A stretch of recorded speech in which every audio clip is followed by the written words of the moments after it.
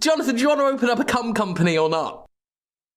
Yes, you should start recording. I've started recording again. I'm the only one who's recorded the conversation about a cum company. Now I'm the one who's going to look like I've gone wrong. People are going to be like, well, what are they talking about? Fucking cum company? They've lost the plot at last. I mean, we all knew that, there was an unravelling process. But now, someone talking to themselves about a cum company, oh, that's it. They're toast, Jonathan. You've made it look like it's toast for me. Me? Yeah. I just hadn't... we were talking about personal lives, and you talked about a theme song. Yeah. And I said, was it Three's Company? And then you said, no, it's Cum Company. No, and I said, didn't. What? No, you said it was Cum Company. You said it was Cum Company. No. I mean, no. Now, I'm going to correct the record here. Jonathan, you asked, did you say Cum Company? Did he say Cum Company? That's what you said, right? That is exactly what you said. I wanted to know if he said Cum Company. Right, but it wasn't what he'd said. Are you sure? And so you were the one who introduced us to Cum Company. You are the founder of Cum Company. CEO as well. Little arrogant. Should have stuck to founder. But you wanted that bonus, didn't you? Of Cum Company? Just the... Oh, absolutely. Yeah. Oh, yeah, you got an executive boner. The boner structure is phenomenal at the Cum Company. Yeah, sign on boner. I'm going to just say it again, Jonathan. Sign on boner. What other ones are... What? Well, you get an annual boner. You might get a Christmas boner. Under the mistletoe, Jonathan. You might get a sales boner or a quota boner. But that's only on commission. Wow. An efficiency boner. I still don't know what the theme song is. It's not of Cum Company? You want an efficient boner? You know what, though? If there's one thing I know, it's every time you lay off a bunch of workers as an executive, you get a huge boner. Oh, yeah. Oh, I fired someone once and I was fully erect for the whole process, Jonathan. But what's the theme song, please? Right. Is it to Cum Company? So anyway, right? Yes. His name was Late Thomas. What? And we called him Late Thomas because he was always late. So I called him into the office. I said, Late Thomas, do you know why they called you Late Thomas? And he said, because I'm always late. And I said, yes.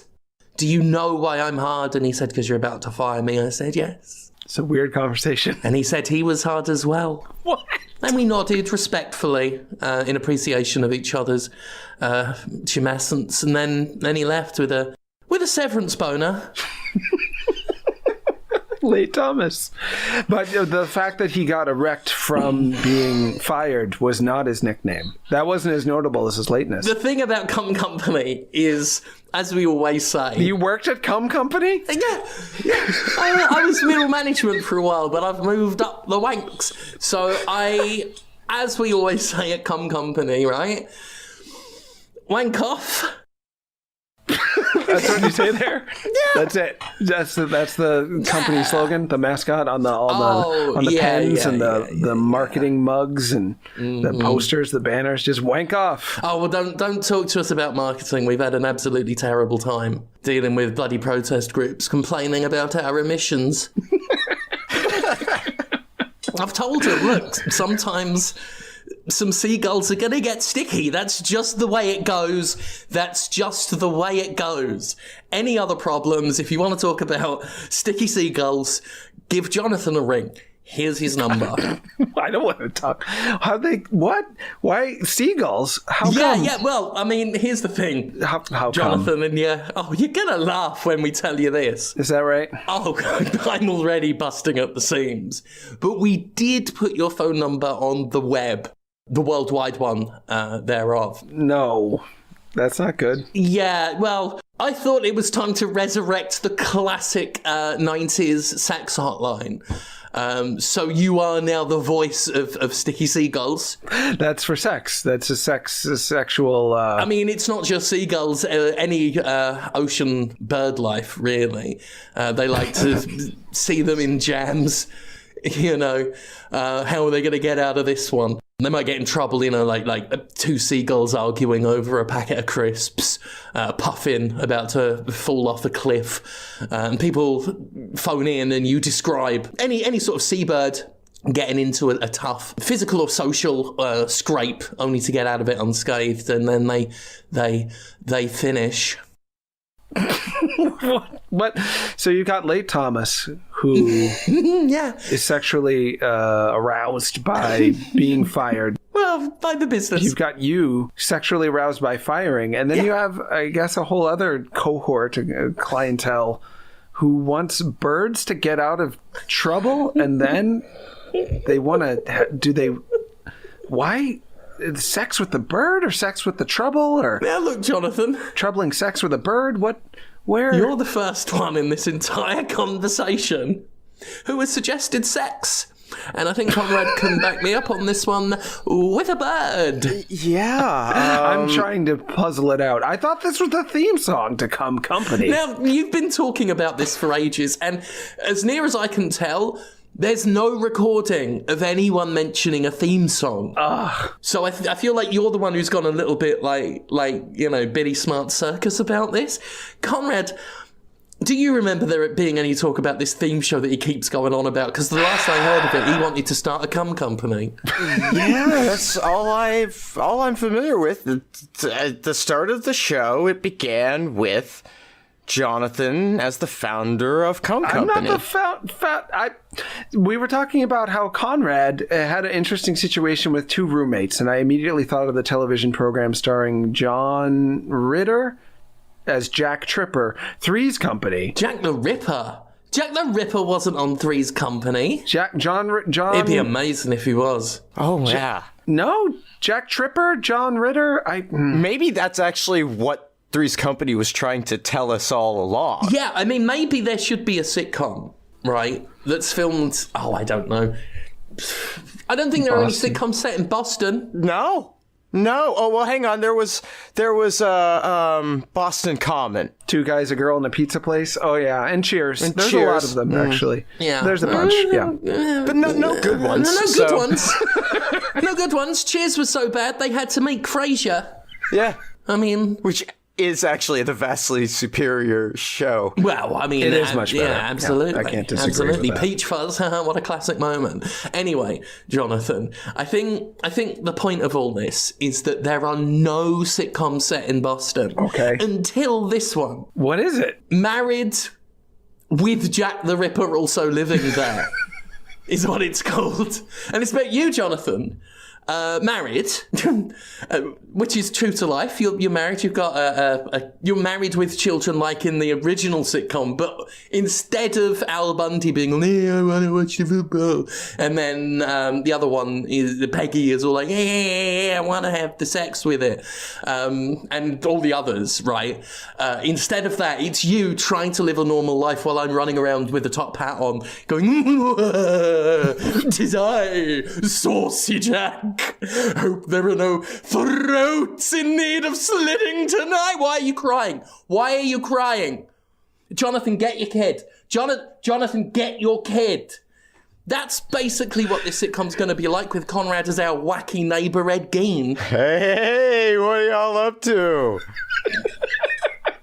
Ed Gein, for people who don't know, he made lampshades and stuff out of human bodies. Oh, yeah. I mean, that's going to be the classic episode when Jack the Ripper comes in, having made many purchases. It's, oh, you would believe what I've picked up at Ed Gein's yard sale. Don't worry, Jonathan. We've already furnished the house. I'm just married in this. I just want to get through my marriage, right? Oh, yes, you're just trying to live quite a normal life, but you keep getting dragged into all sorts of jams, not horny bird ones, with your good friends, Jack the Ripper and Ed Gein. Stab. You make it seem so cute and catchphrase friendly. It's so personable. But I mean, I'm not saying if I tipped my hat, some glitter would fall out, because that would be wrong. Some chicken bones, yes. For good luck. It's not good luck. So I don't call the police on these killers. That one is just in my house and the other one is my neighbor. And I see the evidence of their crimes, of the death. And you'll have a good day, and that is that, with a handful of chicken bones under your hat. Good day. That leads me to say, well, what can you do? And I just move on. Yeah, and then, tip my hat and a couple of chicken bones will fall out, and then, 3 or 4 knives will come clattering out from the inside of my coat, and I go, I mean, that's it. That's all I'll do. I'll go, hey, what are you going to do? Probably want to pick them up, Jonathan. The kid's crawling near, and to be honest, I don't think he's working out. The kid? Keeps crying on set. I'm trying to do the Jack the Ripper dance, wearing the kimono that Ed Gein's made. He's made a dancing kimono for me to wear, right? Uh-huh. And one of Gein's finest works of tailoring, and your kid's got some sort of fucking problem with it. You're laughing already. I've been laughing a while. Yeah. Hopefully I haven't interrupted you too much with it, but it is a shocking notion. It's hard to be shocked at this point, but I am shocked. So it sounds like you both want to play Jack the Ripper on the show, but also hate the children on the show. I mean, I just think there's nothing wrong with me wearing a flesh tutu. Change my mind, Conrad. We're going to go with a tutu after all. While Conrad waves his dancing flaps about. But the kid crying a little bit in horror because of your terrifying. It's a terrifying performance. I think it's more a dislike of the arts. They just don't appreciate the arts is the problem. Yeah, it's not human skin. We're not barbarians. What is it? We slew a couple of 20 rabbits. We thought it was the most humane thing to do out of all the animals that have, tutu-ready skin. It's not humane. They're extremely innocent, harmless creatures. You're just murdering them. The way I look at it, less skin per animal is less we have to cure. You just have to kill more animals. Now, I'll be honest with you, Jonathan. Yeah? I don't know how to cure meat. Whoa, hang on. Let's stop for a second. Is there something we should be curing other than animals? Oh, Jonathan? Oh, okay. This is a nice thread. I don't think you should do any of the skin, the part of the show that's just about animal or... Well, I'm not going to do the skin. I'm not Ed Gein. That's Conrad's job. Yeah, I'm doing the skin here. I'm just curious because, you're so concerned about the animals. Well, what's the alternative? Just not having skin on the show. Just a skin-free show would be fine. Okay, I see.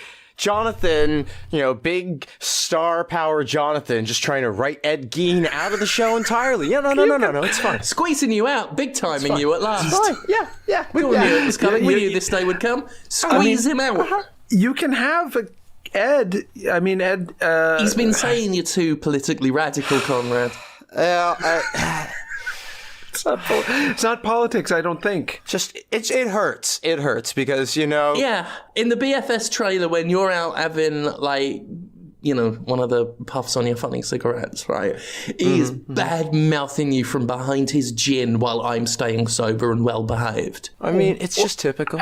I love Conrad and the character of Ed Gein.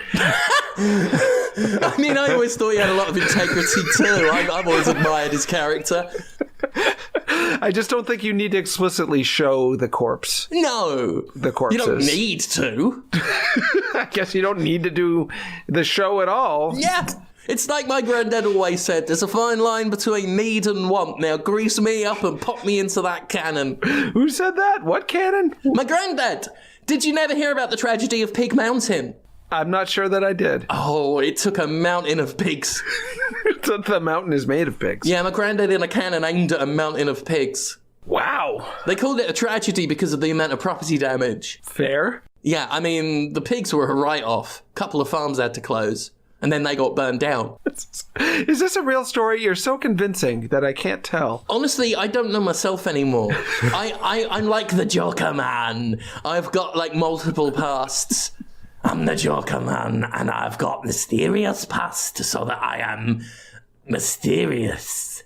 All the kids will want to be like me. Do you want to know how I got these scars? Doing something naughty, no doubt. Tell your friends.